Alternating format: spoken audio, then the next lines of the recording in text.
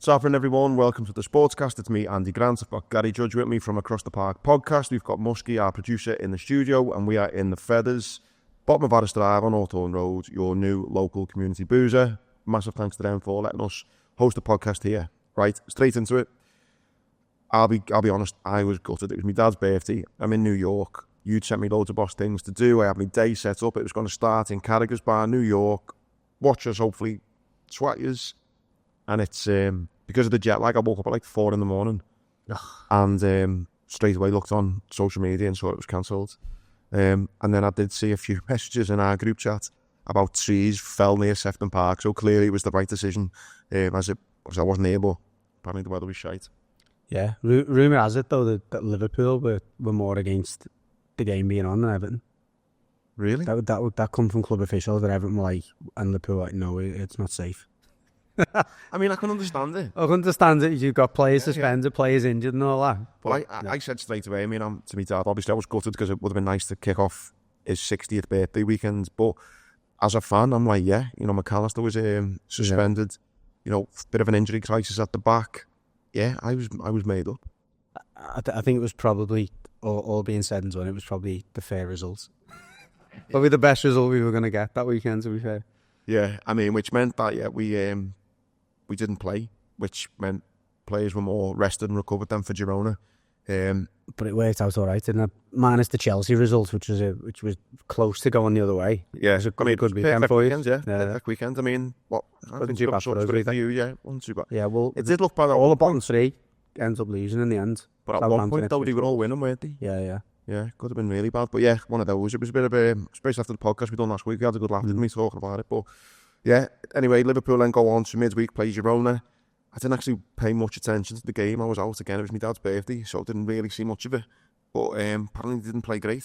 Did you watch it, much of it? Yeah, it was a bit weirdly, even though they were all rested, it was a bit of a stale performance. Really, I don't know whether that's because they, again, might have turned up thinking, well, we're going to win anyway. And it was a bit of not a dead rubber, use a pretty... But there's not as much jeopardy, whereas I think if we were further down the league, it would have been a bit more of a, right lads, let's step on here. I think they were probably in second, third gear at best. I was a bit, listen, who am I to start having a pop at the manager when he's made such a great start, but I was a bit like, just rotate, because I don't think it matters. Well, you're having a debate, I still don't know the right answer, whether it matters if you come first or eighth in that new Champions League thing, or whether you just... Momentum's obviously, I think it seems to me, Arne Slot is a big fan of the momentum of keeping those wins going and keeping that... And again, it's been proven down the years, hasn't it, that the team who keeps winning generally doesn't have as much of a dip as those who are going up and down. So I can see the thought behind it. And I guess maybe he's thinking, look, we have got players coming back from injury and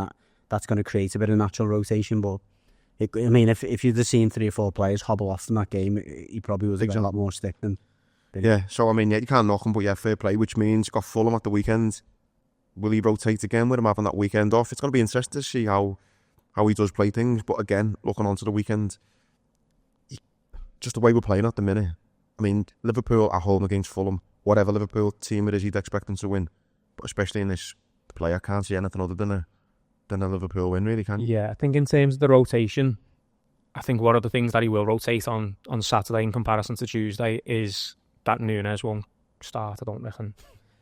Not just because of his performance the other day. Bombed out this fucking whole, not even allowed to come to training. That would be a benefit. I think Gakpo will be wondering why he wouldn't be starting if it's Núñez again. So he did do a little bit of rotation on Tuesday, but I can imagine that on Saturday it's going to be Gakpo on the left and Diaz through the middle. Mate, I think if Jota, I know he's close to coming back, once Jota is back in that team, Núñez doesn't get a minute the rest of the season. We've also got Jadon Danns coming back as well, and he got a little bit of a sniff last year before he got injured. He was meant to go on loan this year to kind of bulk him up. I think he'll start going on loan in January, to be fair. To think, yeah. Yeah. But if and when Jota gets back in the next couple of weeks, he's playing him up front, like in the middle, or I'd have Diaz, Gakpo on the left, Salah on the right. Again, I just don't think Núñez gets anywhere near the team.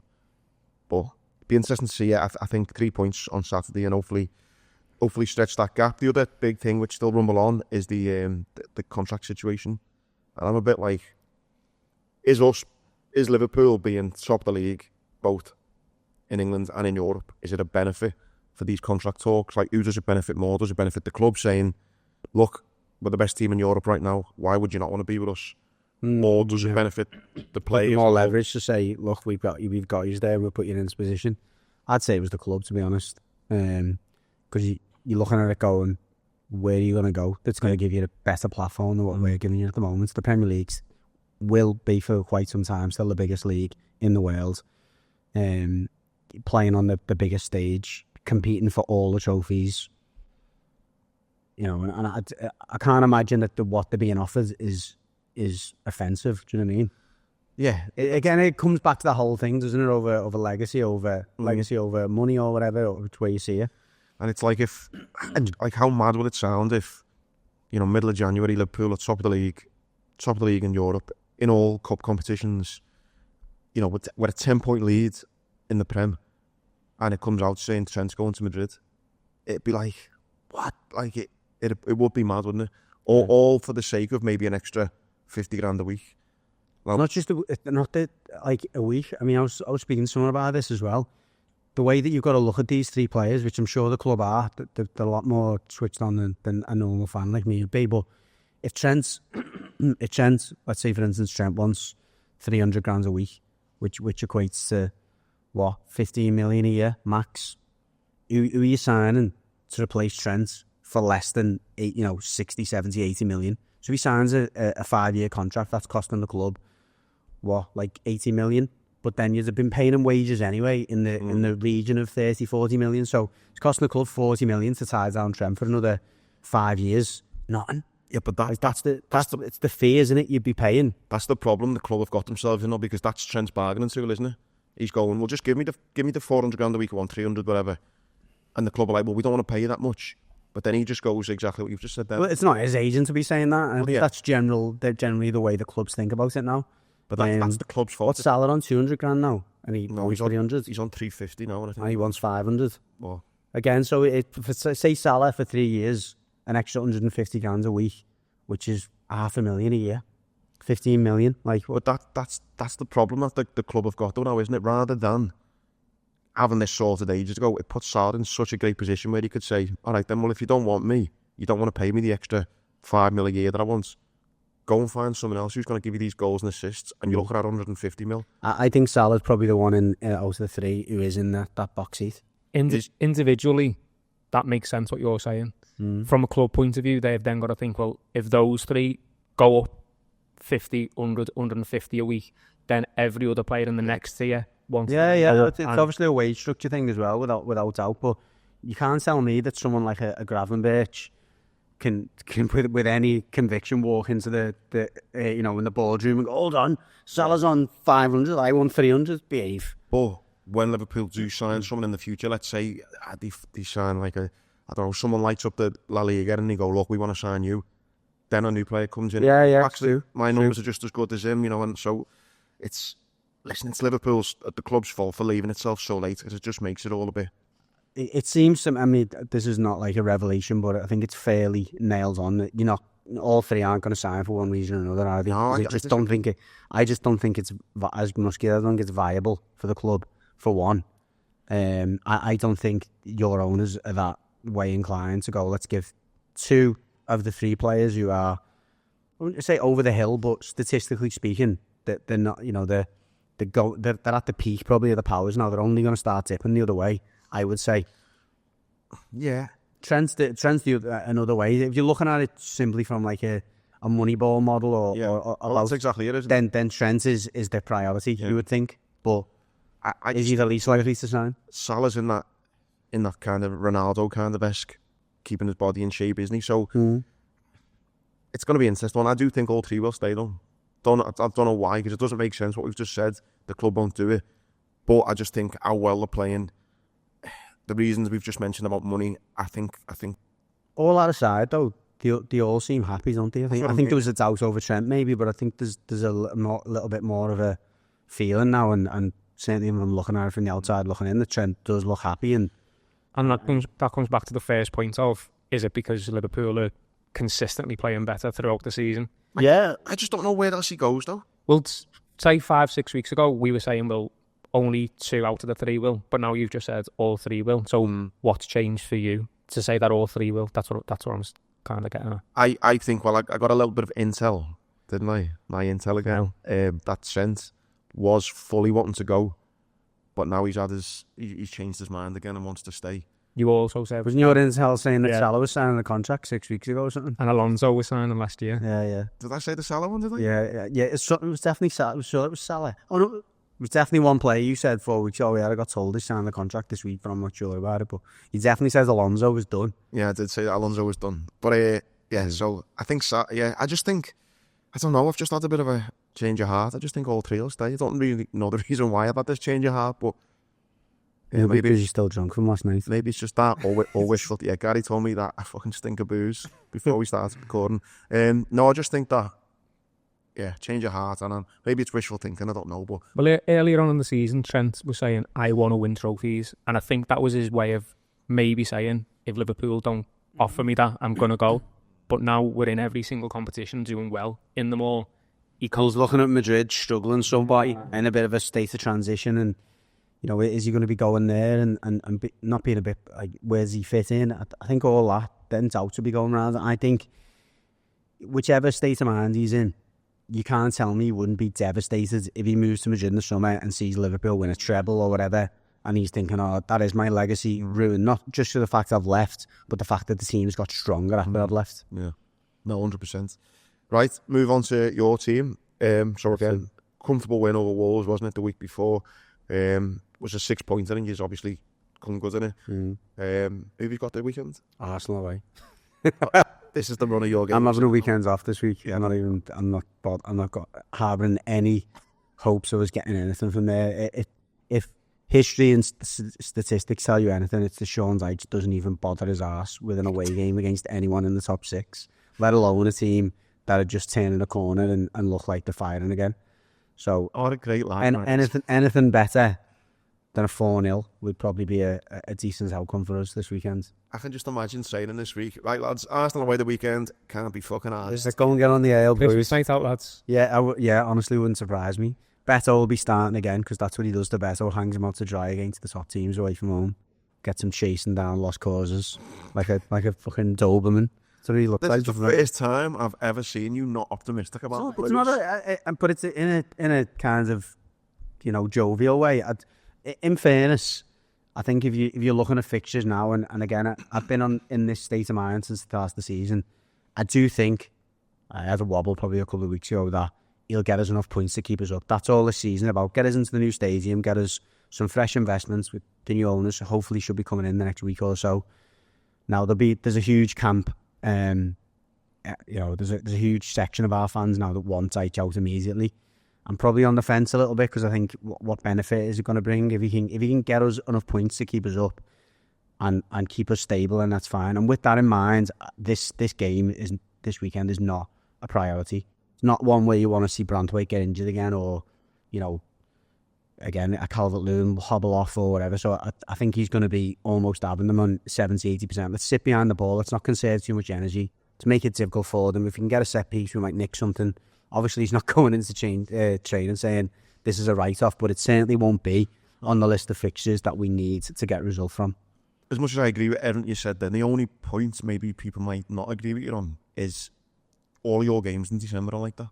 I know, and I think, I think the home games, the home game is Chelsea on the 22nd, which is not going to be easy. It is a tough run. I didn't look at this run again, and I haven't done this exercise, but if I was to do the exercise and go where we're going to get points from, I wouldn't look at this run and went, okay, we're going to get 3 there, 1 there. As I maybe said, we can hope for a draw at home to Chelsea, the way they're playing. But yeah, none of these fixtures are ones that I would have down for us to get points from. Yet, I still think we'll be all right. Anything else on the Blues you want to mention? No, again, I'd like to think that the ownership situation we resolved in the last week, and they were just waiting on the final stamp from the Premier League, and then it'll get really interesting. Then, as I say, there'll be a section of our fans who are expecting them to pull the trigger straight away. What, as in January?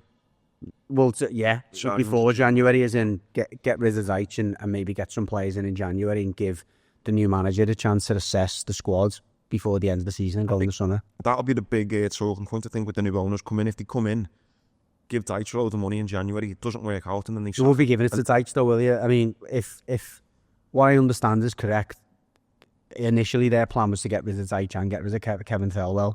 They now are okay with Kevin Thelwell and trust him. I think his justification of the signings he's made isn't too bad, so I think they're probably going to keep Kevin Thelwell. If there is money to spend in January and Dijk stays, Kevin Thelwell will be spending the money as opposed to Dijk, and it won't be like, Gaff, if you like this player, it'll be, we're signing him.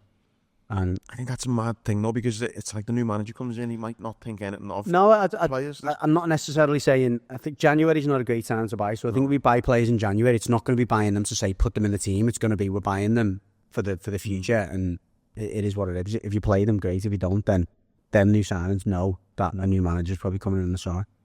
I think it is unfortunate for Dijk whether you want to keep him or not, because I think, the 1st of January, I think Everton will be hovering above the relegation zone just because of the unluckiness of the fixtures in December. So it's going to be really interesting, like you say, to see what happens once them new owners are in. Yeah, it is, and it's one of them. Like it's a weird excitement because they could balls it up very quickly if they make certain decisions, and I'm sure they're conscious of that. I'm sure that they're very conscious that a poor run of results and some poor decisions in the transfer market could leave us relegated, and suddenly their investment goes tits up. So I'm under no illusion that they're probably just as concerned about this period or are conscious about making the right decisions as we are as fans. So my gut tells me that they'll keep Dijk. My gut also tells me they're not going to go mad in January. I think they'll be looking for value, and maybe if they can pick up someone who's available, maybe I don't know, it's obviously early because he's only just coming to the team. Maybe they go, okay, can we make the Brozier loan signing permanent and get him on the cheap, because I think he's got 18 months left on his contract at Chelsea. There might be things like that they can do, but I don't think it's going to be a crazy window. It'll just be interesting to see how what they say when they come in and what their first few actions are. So back up the top of the table, you've got Chelsea coming out the park now as potentially title contenders, do you reckon? I don't know how you couldn't say. I think the biggest thing they've got in the favour is the fact that Maresca's managed to find this balance between Europe and the league. He's rotating like 6 players in Europe and they look so fresh at the weekends. Yet you'd always seem to find the hangover. They just don't seem to have got it. Yeah. They're coming in on a Sunday pretty much every week and blowing teams away, and they got goals from everywhere. I think the defence is a little bit of a concern, but now that they've got, Caicedo and Lavia who are coming in, and they look really good, yeah. Fernandes looks a different player under Maresca as well. You can't not be impressed by them, I think.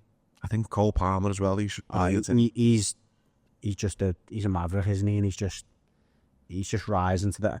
And I think there's a few question marks around him in the big games in terms of him not turning up. He wasn't brilliant in Tuesday. He has a few chances that he didn't really take with the same level of composure, but he almost snuffed that out against Spurs because it was a big game for them now, and obviously Spurs going 2-0 up, a lot of pressure on them. And again, he was relishing it. But yeah, I'm glad we've already played them, because you could tell with all the signings they've been making the last 18 months. You can't sign that many players, spend that much money, and be consistently shit. Like he's going to get a tune out of them at some point, and he's starting. He thankfully has, for their sake. I was just going to say, sorry, you can't. I'm a little bit. I'm not baffled by it because that's what the media does, but if you can remember back to the summer and certainly before that, how much criticism and almost like mockery there was of Todd Bowley and the whole setup. Where's everyone now? Yeah.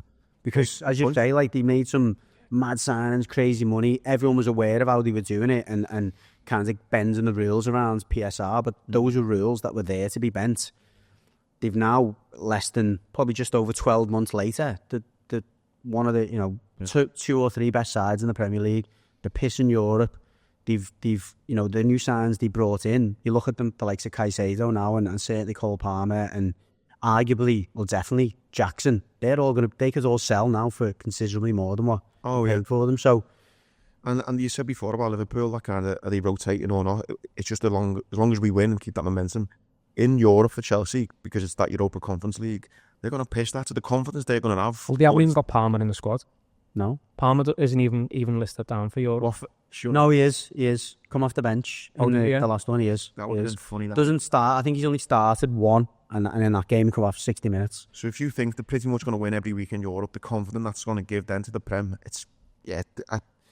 I'm a bit nervous for them. They scored the most goals as well, so it's like, they're not messing about. The other one is Arsenal. Even in the summer, by the way, I remember Carragher saying, like, why would you want to join Chelsea? Because of the fact that, like, they had too many players, and they've got Maresca's doing something to keep players happy with only being bit part players and being part of, like, well, do you want to be a little part of a big project, or do you want to go and be a big part somewhere where you might not win anything? Yeah, it's a great little line. That's a really good point, yeah. And I think it's just such a different place to be, isn't it, when you're winning games and you feel like you're part of something that's going somewhere. I think when you're losing, and it's like, what am I doing here? I'm not getting game time. We're losing every week. Apart from the money, there's not a lot going on here, but it can change quite quickly, can't it? True. Arsenal, the set-piece team, they've just obviously been mad. I see Roy Keane have a little pop at that set-piece coach. It's like he's trying to be like the main character in the thing, and he like the set-piece coach, and the camera's always zooming on him. On mural and everything, no. He's what? On mural, hasn't he, outside the stadium? Yeah. I wouldn't surprise me, no, but I think... No, he has. He has? I put in a... joking? No, not a statue, like a mural. They've painted a mural for him. You have. Well, it's become like a bit of like a... They sing away from home, particularly. Set piece ole, set piece ole, set piece ole. So when they get a free kick or a corner, all the fans are like going mad because they know they're going to get a chance.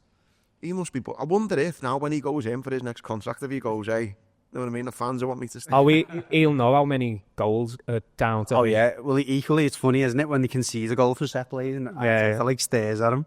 Wow. Sits back down straight away. Yeah. I mean, they're doing well again. Obviously, had a little blip, didn't they? But I think, would you still have them as title contenders as well? Or? Yeah, I think so. They've definitely had their trouble patch. I mean, they'll be bitterly disappointed that you can get 3 points against Fulham.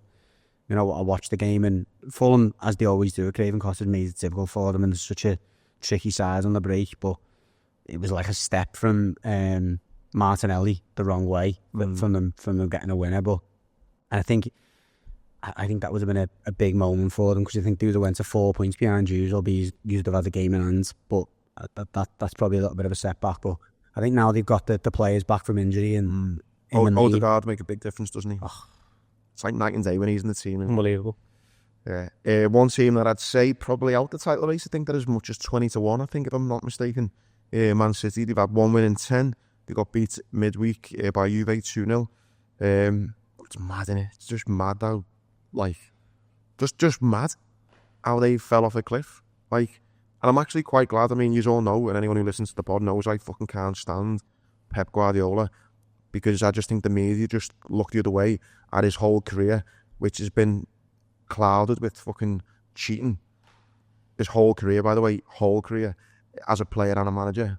This is the only time he's really tested, and he's not doing well, is he? Well, the thing is, we speak about momentum, what we did in relation to Liverpool at the start, and maybe to a certain extent Chelsea. They've got negative momentum now, and I think as you say, he may have been tested. I'm sure he's been tested in the City reign, but he's certainly not been tested anywhere near to this extent in terms of trying to pick his players off the floor.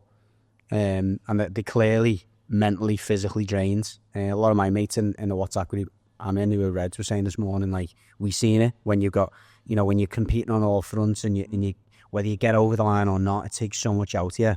I think he's underestimated that. He hasn't turned over many players in the summer. There's very little freshness about the squad, apart from maybe like Savio. So maybe he's been a bit naive in that sense. The players he's let go as well, again. Mad. That's what I'm... Because of the fact that last year they didn't have to rotate loads because the momentum was helping them through. Now, as you said, negative momentum. Normally you need a couple of different faces to freshen up a little bit.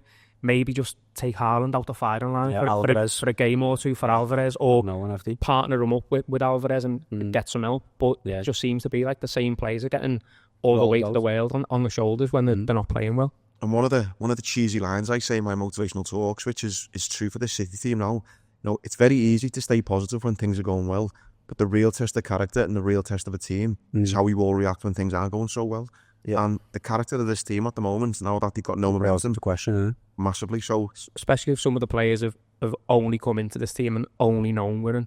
So the environment's always been, well, we all get on, we all have a laugh, but we win everything. And now that it's not, it's like, a completely different environment now that they They're don't know almost how looking at to your mates a live. bit different, aren't you? It's like, well, hang on, you used to be all doing this. Yeah, well, yeah, we were all happy then. Yeah, now, they might have gone from being mates to colleagues kind of thing. Yeah. So, yeah, great to see. They're also... Great to see. I did. Great to see someone down struggling. That's what I like to see. There you go. I'm only like that in football, not every and I didn't see this as well until you put it in the group. City's charge up to 130. That's a bit mad, isn't it? How's it gone up to 130? Must have found most Doesn't of it. matter. Yeah. You can go to 500, still fucking nothing will happen. No, I do unfortunately think nothing will happen. And it's also a statement come out saying that we won't know or both sides can appeal or something. Like, it's not going to be any time soon, is it? I've lost interest in it. Yeah, it's I think one of the things that's come out this week as well, though, in like conjunction with the up to 130 charges, is Sutton's come out saying like they're not really cooperating. Do you know the way Everton were cooperating last year, and soft. obviously to your detriment. Yeah, apparently City are like resisting blanket emails. Yeah. Which obviously, again, that's hopefully not going to end well in that sense either. Other bit as well. So there was a bit of, and I've got a bit of a take on this, and it sounds like I'm going to take you down a conspiracy theory, but I promise it comes from a good lad who's a big United fan. And it's about tragedy chanting, which is obviously horrible. We don't want to see it, but 9 men were arrested in the Liverpool City game. But on the note of tragedy chanting, without going down that rabbit hole about how terrible it is anyway, on Man United instead for a second, this does sound a bit far-fetched, but actually I can understand it. Right, all the owners want fans coming into the ground, don't they, 2 or 3 hours beforehand, buying stuff in the club shop, buying all the ale and food in the club stadium. We all know that. The likes of us that go to match and are in the local boozers and go in 2 minutes before the game, we are not the ideal fan for these big American owners who want to make as much money as possible. So I get that. They want the tourist fans in paying the money, okay? My mate reckons that United fans who they like United, the club, know the fans who are coming in like 2 minutes before, who go everywhere, you know, loyal fans, for example, are shouting, "You scouse bastards." They're pinpointing them, classing that as tragedy chanting, and getting them thrown out for saying, like, "You scouse bastards." Or, Get you know, them replaced by like corporate fans. So if you're a season ticket holder and you're screaming, "You scouse bastards," they're pinging you, removing you from the stadium, getting your season ticket taken off you. That's freeing it up, and they're slowly doing that. Which it sounds a bit like, really, but my mate reckons is saying that. Well, I was in I went the Everton game a couple of weeks ago, and I was in hospitality with a good mate of mine who's a United fan, and he wasn't saying it to that extent, but he was telling me about some of the stuff that's gone on the last few years and how it's been since Ineos have come in, and it wasn't far off that. Like the way that they're trying to isolate fans who can't really afford to spend the money that they want. Like the money he was spending for the seats that we were sitting in and whatever was just outrageous. Unfortunately, he's doing all right for himself, so it's not as a big a deal to him. But he's saying like some of the mates who used to go in there with him have just been priced out of it, and they're now being moved, and that it's like they've built all kinds of like tents outside the ground. So they're now saying to normal fans, if you want to sit here, you've also got to pay for this tent, hospitality tent outside the ground. Really? He said he went there the other week. Like like little sections. So say for instance, you're sitting in the main stands and you're outside in the normal corporate area. They're extending that corporate area and going, okay, you can still keep your seat, but now you've got to pay for this tent that we built, hospitality tent outside the grounds. He said he went there the other week and it was like going to the Christmas markets, but it was just, he said it was minty. It's mad, innit? So I think the 66 quid it is now, and there's no concessions for children or OAPs. I mean, it's just disgusting, isn't it? That is absolutely disgusting. Obviously, all the redundancies that they've made, they've let Dan Ashworth go now as well. What was Dan Ashworth? They spent $3 million to Newcastle to get him. It's just mad, isn't it? Absolutely mad. And the loyalty of fans just getting exploited. It's disgusting, isn't it? And listen, the rivalry between United and Liverpool, etc. You don't want to see any football fan getting ripped off like that because it's just going to kill the game. And the worst bit about it is, and Liverpool do this as well, they use all these images of the cop and, you know, and all the the singing and all the songs, and it like creates this like amazing appeal to come and watch Liverpool. But then the people who create that atmosphere are getting priced out. No pun intended, but I'd like to see a time in the next 12 months where the two clubs are united on that front, as in like almost Liverpool United fans going, okay, listen, rivalries aside, we're both getting stitched up in different ways by our owners, and ticket prices are going up with no consideration. There's different strategies, like you've just mentioned then. Let's, for a period of the game, and turn our backs on the team, whatever, no singing, it's on Sky, let's let the atmosphere be dead. Imagine that. Liverpool United, normally electric. Imagine you'd have Sky and a blag of an atmosphere on to try and that's what I mean. This is a game that's showed all around the world. If fans could, the next Liverpool United game, or even just don't take it up. Expose them, yeah. Yeah, but unfortunately, it won't happen because there are people there from... I mean, I went to Liverpool's club shop the other day. I was walking around. I was dropped my missus off at her sister's, lived close to there. She wasn't in, so we had a little walk around downfield, and I went in the club shop just to have a cup of tea. I haven't been in the club shop since 20 years, and I've been in a club shop. It's like a Monday night. Rammed with Chinese people, Norwegians, just everyone from all around the world, apart from Scousers, apart from me having a cup of tea. It's so tickets will get bought by out of towners, unfortunately, and that's why it is so hard to try and stop. But United, are not in a great place. I think Amarin has realised just what a job he's got. By the way, on and off the pitch. He made a quote, didn't he, saying like, "We've got to weather a storm." Fucking hell, the storms. He said quite a few quotes that is in the nicest way possible because he's only been here for a few weeks, to be basically saying like, I didn't realise how shit it was a mess. Yeah. It's going to take a long time for me to try and sort this if I can. Do you reckon there's something in it around, obviously, with the Dan Ashworth thing? Do you think Amarin's had some kind of influence on this? Because he's obviously come in, he's looking around. Do you think he's almost went off the ball and went, look, these players that he's bought in the summer are nowhere near? And they thought, shit, Dan Ashworth. So can't be a coincidence. The new manager's come in 2-3 weeks ago and suddenly he's been bombed.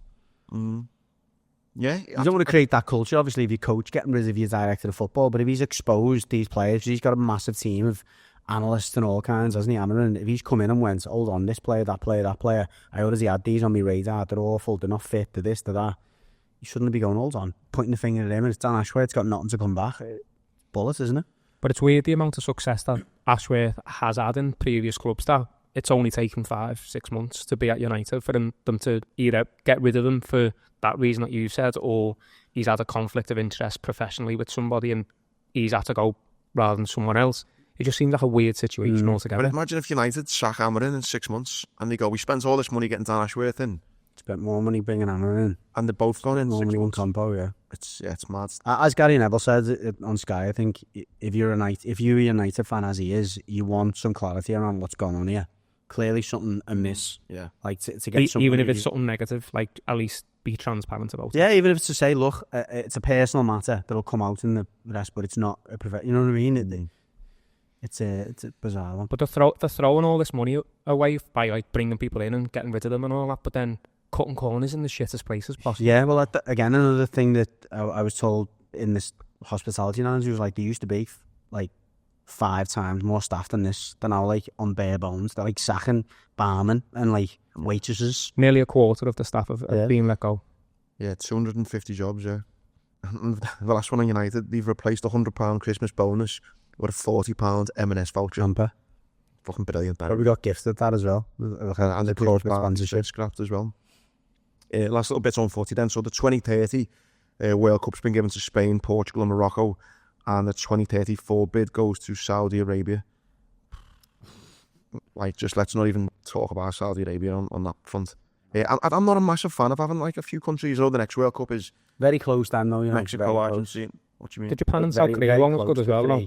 Yeah, no, and it's the same way.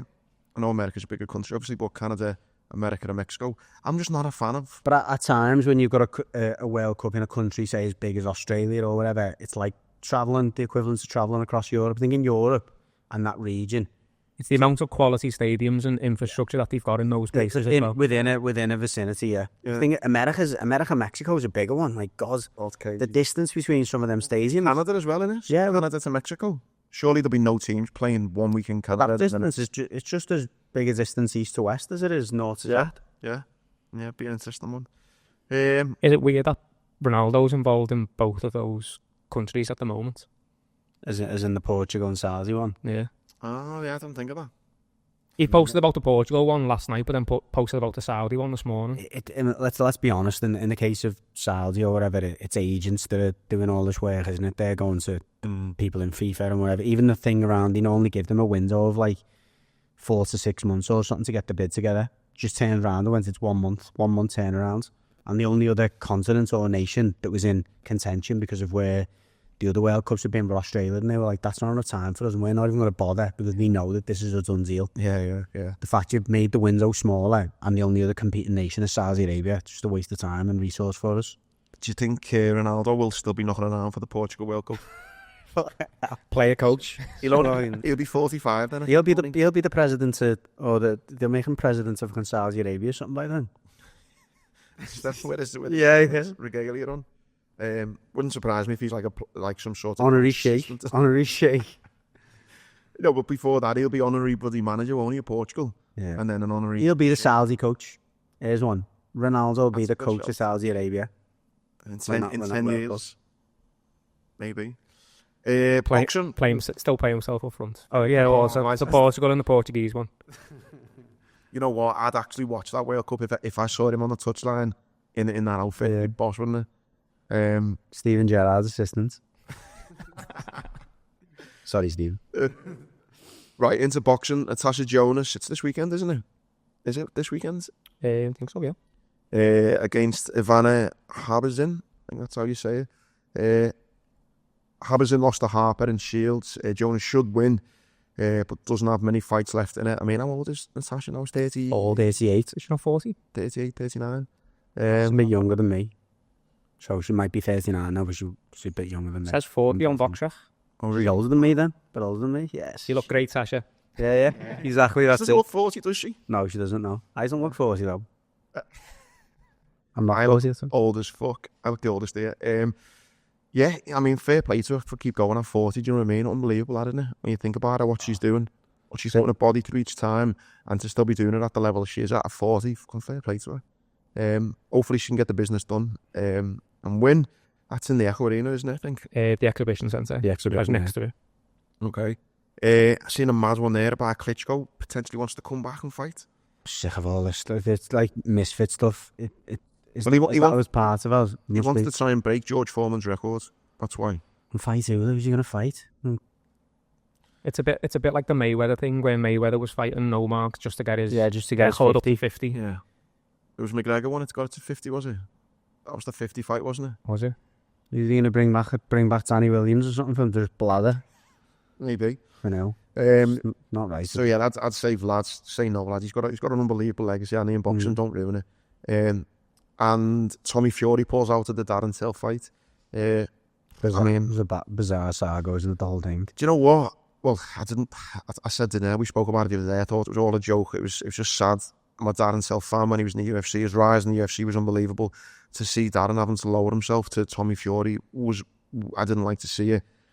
And I can understand Darren Till being frustrated now. You know, I thought Darren made actually a really good point. The Furies have done all kind of antics. Bullying people all down the years, yeah. In the conferences, you know, John Fury getting involved, trying to butt people, and, you know, they've done all kinds, haven't they?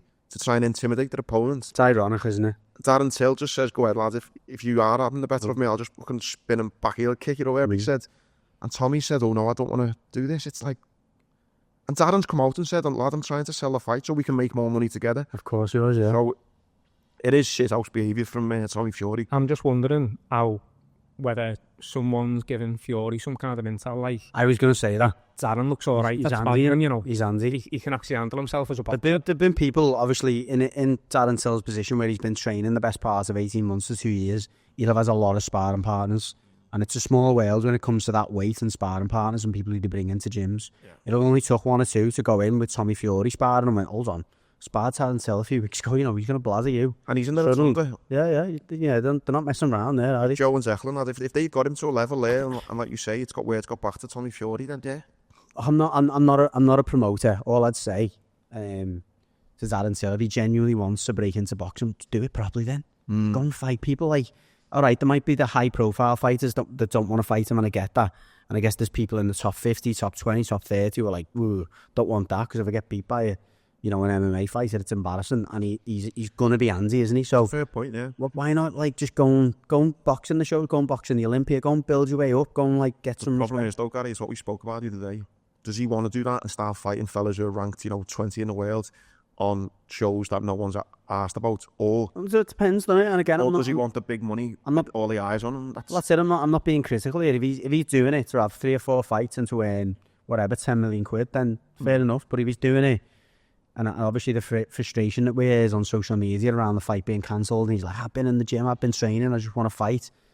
If you want to fight, then you can find a way to fight, and we spoke about this a few weeks ago, didn't we? So, and again, it might be a naive here, it might be that there isn't those fights out there and no one wants to get in with them for, and I guess, would you get in with Darren Silva's 500 quid in the Olympia?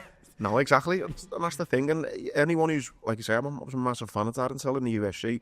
Anyone who's seen him knows. Scary proposition. Scary, yeah. So it's like, I don't... Trying to pick me words, is it? Tommy Fury is a shithouse. However, I'm not knocking Tommy Fury for a shithouse because I wouldn't fight that. Not a chance you'd see me anywhere near a ring or an octagon or anything of that nature. Right. And last little bit, we fly through the last little bits of sport. We had in golf, Scotty Scheffler earns over 62 million, including bonuses, during his 2024 PGA Tour campaign. And it's not a hard... we're talking about like Darren Till and what you have to do in that kind of sport to earn your money. You're walking around a golf course with someone carrying your clubs for you. Just nice weather. Swing. Like nice hotels. Dead efficient. Over $1 billion quid a week. That's where you want to be, isn't it? And you can... And even when you retire, you can keep playing with your mates then for another 20, 30 years, and you never really lose the buzz. You go into those like pro-am type stuff, or pro-am tournaments, the celebrity lifestyle with it all, and Scotty, you've smashed it, lad. Tiger Woods and Rory McIlroy are the only other players to win PGA Tour Player of the Year at least 3 times. So yeah, golf in general is just the one to go in, isn't it? Yeah. We had in tennis, you got transgender women will be banned from playing in a female category in most domestic tennis competitions in Britain from next month. Most? What's that mean? They're all transgender thing. Like most? What does that mean? Most competitions? Like some people are going to... I just think they just need to knock it on the head, all this kind of stuff. To go off on a slight tangent a sec, right? This whole transgender thing, right? And this woke thing about everyone should have a chance in certain jobs and men and women should all be classed as equal. No, they shouldn't, right? And I've seen a thing in the military that Donald Trump is going to medically discharge anyone who's transgender on the first day. Whether he does it or not, I don't know. But it's like, and I was having this conversation with lads in the military the other day on it's all the transgender. You know, when you go to war, you don't want someone who's really nice and that you want horrible people. I mean, I'm not saying I disagree with that. You've been to war, I haven't. But, like, surely it's about their mentality. It doesn't matter about whether you've got a penis or a vagina. Okay, but most, and I'm being stereotypical, every transgender person I see on social media... you're being... Social media again. On social media. On social media, it doesn't...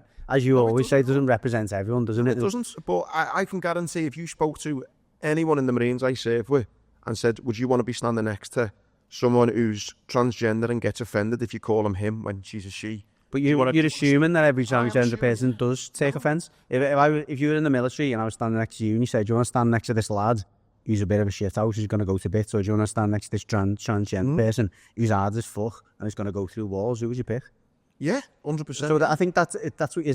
And I know what you're saying, by the way. I don't know any transgender people anyway. I don't know. I know, so it just... But whatever you're going to say next is going to be... Because the ones I see and the ones I'm aware in sport are making such issues about getting called him or her, or are trying to fucking cheat their way in women's sport. So my opinion of transgender people are trying to fucking get a leg up and beat women's world records when they got a fucking bigger... Do you think they're the same people, though, who are going into the military? Like, you think about the... Who knows? I don't know, who knows, you're right. I don't know either. Military people and sports people are very, very alike, do you know what I mean? Very competitive, very driven. And the transgender people I see in sport are trying to cheat women out of sport. So if it's those type of people who are going to be in the military, then no, I wouldn't want to be standing next to. I guess what's really disturbing about it is we probably couldn't actually speak to anyone who would be able to go on the records and confirm whether you're true or whether what you're saying is true or whether what I'm saying is and it's all hypothetical, isn't it? And with the sport thing, you've just mentioned, like, you know, gaining an advantage by being the opposing gender. So, like, a male going to be a female and then going into the female sport. That's obviously different to the military because you don't gain an advantage by being a male or female in the military, would you? No, well, I think you've obviously mentally, and again, And that's what I'm saying, isn't it? It's not about what's on the outside, is it? no, it's not. But if you're mentally, I mean, would you class it as being unwell? But if you're mentally in a position where you don't know whether you're a man or a woman or you're non-binary, surely you're not in the right headspace to go to war anyway. I think if you transition, I wouldn't question that. I think that's not the right time to be going to war, is if you're actually transitioned. But you've already transitioned and you're like comfortable with where you are, then I don't know. I think that's different. I would pay to see the Taliban, right? I wouldn't pay. This is obviously a joke before anyone starts fucking, ooh. But imagine if the Taliban got you right. They thought he'd captured some bloke and they're going to torture you. We're going to chop your cock off. And it's like, it's already gone. That's what I mean. Anyway, right. Dark place we got to, yeah. Yeah, let's move on. Right, rugby. I was lucky enough to be with Kevin Sinfield this week. He's just finished his run for the MND. He actually let it be known that he started the whole run with a pretty serious injury, which just, again, if you haven't donated or just Google Kevin Sinfield and see what his latest challenge was. Unbelievable. We got darts. Luke Littler's incredible rise in 2024 seen him become the third most searched person on Google this year, only behind the Princess of Wales, Donald Trump. And you think he's in nominated. No, he's been nominated for Young Sports Personality Year and Sports Personality Year. Yeah, he's his second favourite for Sports Personality behind Keeley. A massive favourite for the Young Sports Personality Year. Yeah. It's done really well, yeah, fantastic. In baseball, we've got, do you want to touch on darts again? I do want to touch on darts because we had a request, didn't we, from one of our Patreons, I think, to kind of preview the World Championships. Yeah, that's the World Championships starts on the 15th and runs right the way through till New Year, 3rd of January or something like that. So, I mean, the bookies have got Luke Littler favourite at the moment. I cannot understand how anyone is looking past Luke Humphries at 3-1. 3-1's very short for the World Championships. So the format is generally, I think it's the best of, initially it's only the best of 5, I think, and then it ends up being like the best of, but it's in sets. So whereas most of the tournaments play legs, as in like you win a leg, 1-0, 1-1, etc. In the World Championships, it's first to 3, that gets you a set, and so on. So it's a very different format, very long. Obviously, it's over Christmas, so you've got a lot of family men and women who are being compromised by missing most of the Christmas with the family. But looking at the books, I think, for me, Luke Humphries wins it. If you're looking for value, Mike Dijk at 28-1, one of the best players this season. He's been outstanding. Vessel Nyman at 28-1 again, similar. For me, Jan van Veen at 40-1 is a great price. And if you're looking at like match odds in the first few games, he's probably going to have a few opponents that are ranked higher than him, but he's the up and coming player in the across the circuit. Some interesting betting as well, on which a lot of the bookies do, is they offer a market to win the quarter. So the way that it's set up, obviously you've got different draws. You've got this quarter, and it's the players to basically get into the semis to win their quarter. So Luke Humphries to win his quarter, he's the favourite on that one. I actually fancy Van Veen to win his quarter at 8-1. So that would mean him either beating Luke Littler or Luke Littler being drawn against someone like Rob Cross. I mean, you look at that quarter in general, the second quarter, you've got Luke Littler, Rob Cross, Van Veen, Aspinall, Danny Noppert, Ryan Searle. They're all top players. You know, it's nice for me to hear like those darts names and you know them. That's just in a quarter as well. Common household names, I think. Now, well, if you listen to the outrights, and it's funny you say that, you listen to the outrights, you've got Littler, Humphries, Gary Anderson, Van Gerwen is 10-1. That's mad. But it shows how good the other players have been. I wouldn't go near Gary Anderson at 9-1, by the way, and it is where he wins it. Mike Dijk at 28-1, but you've got Michael Smith, Vessel Nyman, Gerwin Price 33-1, Jan Van Veen, Rob Cross, Chris Dobie, Steve Bunty 40-1. Ross Smith, if you're watching the games, Ross Smith is an absolute animal on 180s. He just he's so efficient with them. So if you're betting on any games and you see Ross Smith, get on him to win the 180 counts. It goes all the way down to Chizzy 66-1, Nathan Aspinall 80-1, Dimitri Van den Berg. Where's he? James Wade's come out, hasn't he, saying he hates missing Christmas. Oh, really? Yeah. 100-1 he is. So it's going to go one way or the other with him. Have a beer with him. He seems a nice fella, yeah. Peter Wright, 125. Honestly, it's stacked as you say. When did that date start? 15? Sunday. Starts on Sunday. Can't wait. Just a funny quick one as well on baseball. No fuck all about it, but what I do know is Juan Soto has rejected a few offers and he signed a 15-year deal with Citi Field, and they reckon he's on $765 million. Is that in Japan? For a 15-year deal. Don't know where it's no. How the Dodgers? I seen that. City, don't know. Signed with the New York Mets, it says here. Oh, is it the New York Mets? Sorry. Yeah, that's their pitch, isn't it? Right, sorry, it's the Mets. They must play Citi Field. $765 million over 15 years. That's guaranteed, by the way. And then the last one we'll finish on, just a shout out to Beth Tweddle. I heard her do a speech yesterday. First female gymnast to win a Olympic medal. She won a bronze at her third Olympics. Really, really humble, really impressive. I thought she was great. And then the last one on the Olympics, which will be leading up to the Olympics, I guess, is Gout. He's a 16-year-old, and he's just become the fastest 16-year-old in the world after clocking a time of 20:04 seconds in the 200 metres. Wow. That breaks the 56-year-old Australian record held by Peter Norman from the 1968 Olympics. Gout also ran 100 metres in 10:04. I was going to say that'd mean he'd be close to breaking the 10-second mark. And it's at 16. I think 10:04 probably would have got him like 6th place in the 100-metre final or something like that. I mean, he's going to be around for the next 10 or 15 years, and so he's definitely Gout. You can't forget that name. Gout. Hopefully he hasn't got gout. I'm sure about that. Well, I think that's us. Enjoyed that. Quite varied show. Our footy picks will be out at the weekend on Patreon. It'd be great if you could sign up and support the pod. We do appreciate it. Please like, share, comment, do all that. And we'll see you next week.